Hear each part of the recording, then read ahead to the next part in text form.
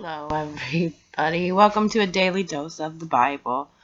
We are looking at the Bible, trying to look at it every day, seeing what God has for us in Genesis. We're in Genesis 47 right now, so pretty far through. There's only a few more chapters left in telling Jacob and Joseph's story here. Jacob has arrived with Joseph in Egypt. Finally, they're going to have that reuniting. And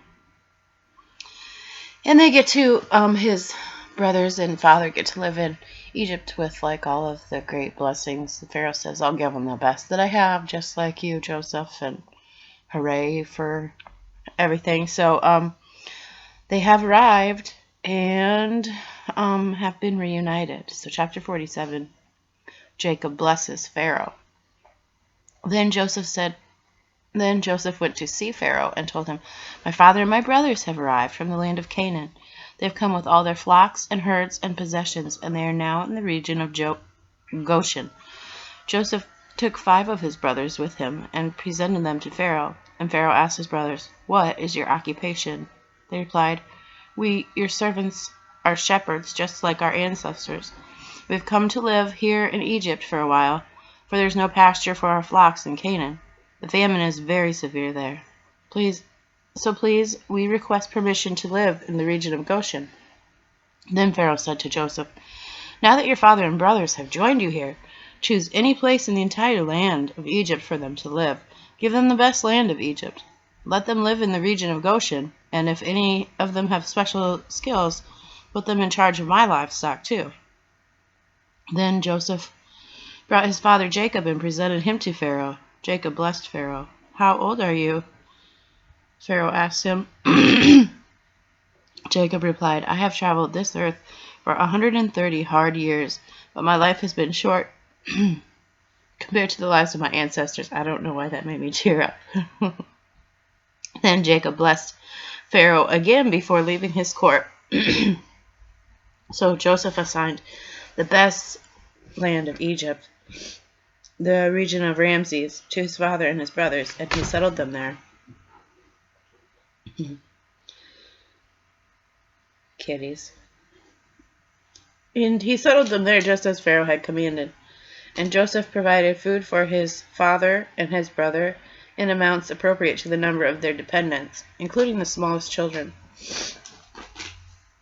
So they're getting set up in the best place. You know, this is what God had planned for them, right? And for Joseph especially, to be able to help his family. To, this is the future 12 tribes of Israel. This is the future structure, that we see when God, sets the Israelites forth. They're in tribes with distinctions or whatever, some of them are, the Levites all were priests. That's really, the only thing that I know, but so here's the beginning of the future, this is where it all starts. And now they are being saved from the famine, and this is clearly God's plan to keep his few chosen people at this point. He's just got a few, probably several hundred in these camps of Jacob's descendants, but of those several hundred, there's millions of other people in the world. So he's keeping these few Israelites, and Jacob is their father, and he is Israel,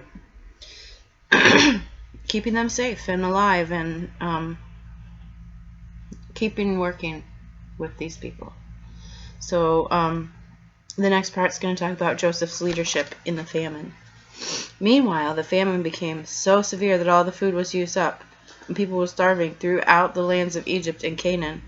By selling grain to the people, Joseph eventually collected all the money in Egypt and Canaan, and he put the money in Pharaoh's treasury. When the people of Egypt and Canaan ran out of money, all of Egypt came to Joseph. Our money is gone, they cried, but please give us food or we will die before your very eyes. Joseph replied, Since your money is gone, bring me your livestock. I will give you food in exchange for livestock. So they brought their livestock to Joseph in exchange for food, in exchange for their horses, flocks of sheep and goats, herds of cattle and donkeys. Joseph provided them with food for another year. But that year ended, and the next year came again, and the next year they came again and said, "We cannot hide the truth from you, our Lord. Our money is gone, and all our livestock and cattle are yours. We have nothing left to give you but our bodies and our land. Why should we die before your very eyes? Buy us and our land in exchange for food. We offer our land and ourselves as slaves for Pharaoh. Just give us grain, so we may live and may not die, and so the land does not become empty and desolate." So Joseph bought all the land of Egypt for Pharaoh. All the Egyptians sold their fields All the Egyptians sold him their fields because the famine was so severe, and soon all the land belonged to Pharaoh.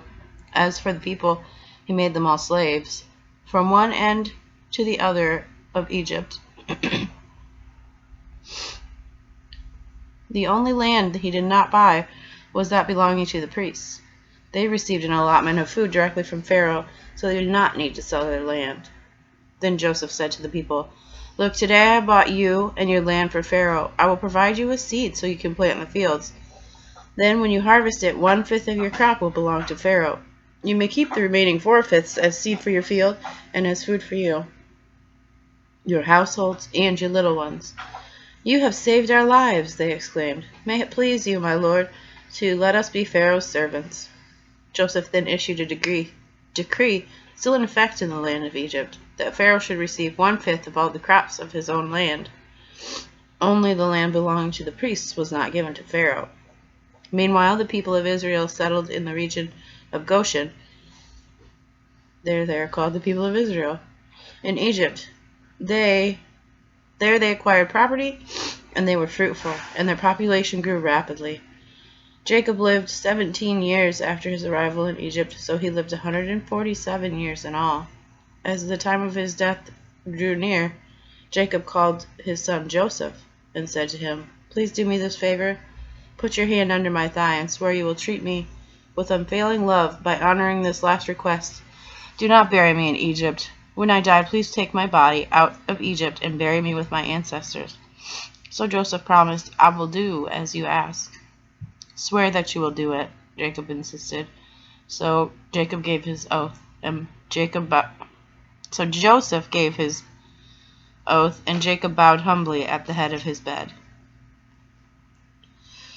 So that is how they got through the famine, and it's pretty amazing that God gave Joseph the wherewithal to help all these people. It's a really, he saved the nation of Egypt, not just his family. He saved all of these other people as well who would have perished. They would have starved to death without his wisdom. So, this young man who his brothers despised, and they sold him off into slavery, and then, Potiphar's wife was a jerk, and she got him put in prison, and then here he is at the end, and I think that he just was trusting God all along and knowing that God was going to bring him through this. And in the end, those dreams that he had back, when he was a child, that he shared with his brothers and parents, those dreams about him being a pillar for the rest of them to come to and even bow down to. And they literally bowed down to him in the court when they met him, asking for food before they knew who he was. So God is the God of reviving those dreams, those dreams you had when you were a child, or those dreams that he puts things inside of you to flourish and grow. And sometimes the world and circumstances, they stifle out, they stomp on that seed, they stifle out those beautiful flowers that start growing. And things circumstances, things that we go through, things that we tell ourselves. And God put those things in you for a reason, and He wants you to use those things for His kingdom, for your own good and for His, He just means for you to prosper and have a happy and abundant life full of His love. It's full of His love. That's all you need is His love, and you will be overwhelmed with satisfaction and abundant joy. He fills, He sustains our life. He is the one who has the plan for whatever situation, and He clearly has demonstrated through this story. He will go to any length, to make His plan come true. He will work for you, and He will revive your dreams. He will help that to become reality for you, whatever He has planned. And it's nothing to scoff at, whatever He has you to do in life, His plan will be the best plan.